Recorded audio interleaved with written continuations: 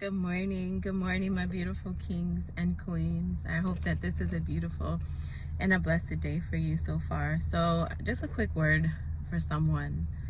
The Lord says, do not doubt the promise. You see, when you are on the way to your Canaan land, when you are on the way to the land that has been promised to you, a land flowing with milk and honey, there will be giants in the land. When the children of the Lord arrived to the Canaan land and they sent out spies to go in and to scout the land, they came back, and one said that there are giants in the land, but you see, the other had an excellent spirit. And with that excellent spirit, he knew that though there be giants in the land, the Lord has promised us the land. So while you are on your way to your Canaan land, just know you are going to experience obstacles.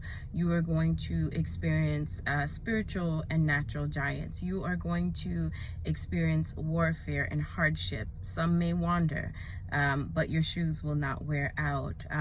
So just know that the promise, even though it is tarrying, the promise, even though it seems like God may have forgotten about you, just remember things are happening in the spiritual that you don't even know about.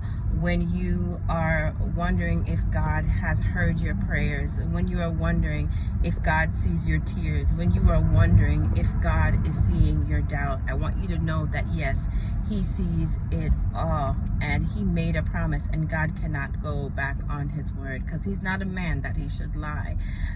It was when the angel of the Lord came to Abraham and Sarah and promised them that they would conceive, and promised them that they would indeed birth nations. The dream or the vision or the promise, it seemed like it tarried.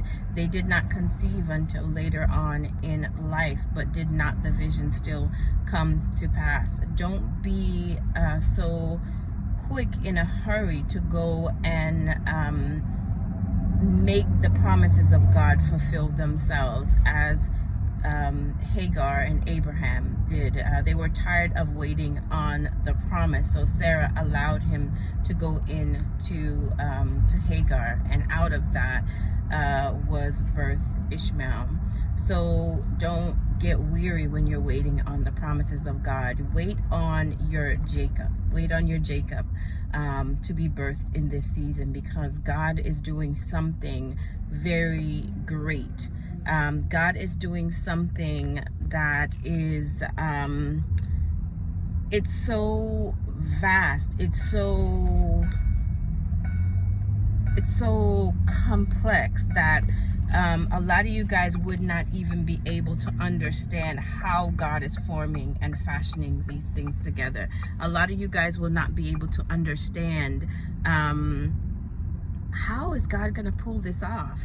How is God going to deliver his promise to me? How is God going to part the Red Sea? How is God going to allow me to give birth in an old age? How is God going to remove the giants from the land, the giants that are walking amongst the possession, walking amongst the promise that he has promised me?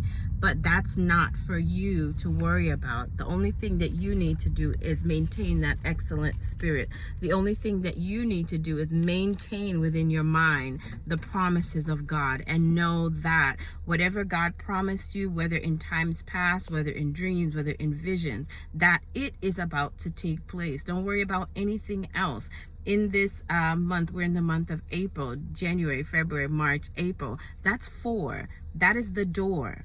That is the door. God is about to open so many doors that have been slammed in your face. God is about to open so many doors that the enemy stole the key to. God is about to open so many doors that he has promised your foreparents and they weren't able to access it. You now will have the key to that door. You now will be able to go into the land, defeat the giants, and take possession of what it is that God has promised you. I know it doesn't make any sense. I know that A lot of you guys are wondering, God, how are you going to do this? Because sometimes God will have you in between a rock and a hard place to see what it is that you're going to do, to see if, like Job, will you trust me? To see if, like Abraham and Sarah, will you trust my word, or will you go out and try to fix things yourself? To see if your faith has been tested, to see if your faith has been tried, to see that if I throw you in the lion's den, will you stand there and know that I will keep my promise? To see that if I threw you in the fire, that I'm going to come in with you. He may not take you out of it immediately, but know that God will be in there with you. So while the vision, while it tarries, it is for an appointed time. And I want to tell you that your appointed time is now. The time where the sleepless nights are going to pay off. The time where you getting up early in the morning and staying late at night, it's going to pay off. The time where when you said, God, I don't have the strength to make it through this day, that is about to pay off. And when people see you walking